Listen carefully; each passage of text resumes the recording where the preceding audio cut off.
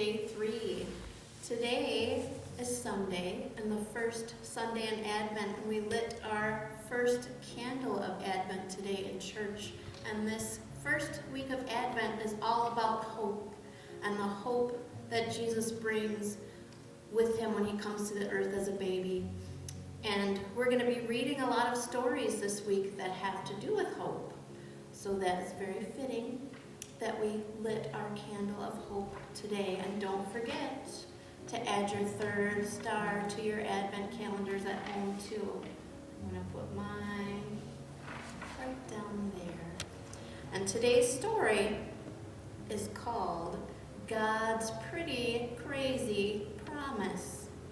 It's the story of Abraham, and it also comes from the book of Genesis. Genesis was a very important book in the Bible. After the big flood in Noah's time, things got better for a little bit, but not completely. God was still far away, and God's world, which was supposed to be filled with life and laughter and beauty, was still filled with wrong and darkness. God was getting ready to do something about it. He was going to prepare a way to be with his people again forever, but he wouldn't do it like he did in Noah's time. No flood this time.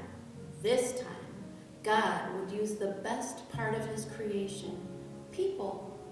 He started with an old man named Abraham. Abraham, God said, I know you don't have any kids yet, but one day you're going to have a huge family. In fact, you'll have more people in your family than there are stars in the sky. Abraham looked up at the night sky. He didn't even try counting. After all, do you know how many stars are in the sky? A lot. More than 100. More than 1,000. More than 1,000,000. More than 100,000 million. Abraham didn't know what to say, but God wasn't done. Abraham, God said, the most important thing isn't even that you'll have 100,000 million children and grandchildren and great-great-great-grandchildren. The most important thing is that one of your great-great-great-grandchildren will be a child who will bring me back to all the people on the earth. When the child is born, everyone will say, this is the king that we've waited for. Abraham started laughing to himself. His wife Sarah laughed too. It wasn't a happy laugh, though. They were laughing at God, which is not a good idea, of course. But you have to admit, it was a pretty crazy promise. Have you ever seen an old lady have a baby? Or millions of babies? God came back to Abraham a few more times, and he kept pointing Abraham up to the stars. And even though the promise seemed crazy, Abraham believed what God had said, and God was with Abraham. Even though Abraham was too old to have children, even though his wife was too old to have children, even when Abraham started to doubt God's promise, God was with Abraham. Sure enough, just as God had promised, Abraham's wife Sarah got pregnant.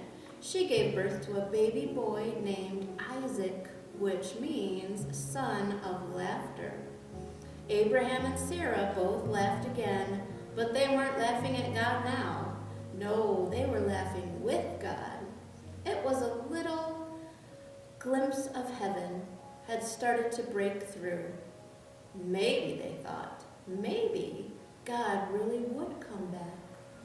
God told Abraham to do a lot of other scary things, like leave his home and go to a brand new place he had never been, and Abraham listened. But Abraham did not always trust God fully. He didn't always listen right away. He did many things that made God's heart sad. He sinned in ways that hurt other people. And because of that, let's see what our poem says today. Stars in the sky. When they didn't listen, God seemed far away. So Abraham and Sarah began to hope and to pray. God, will you come back to stay?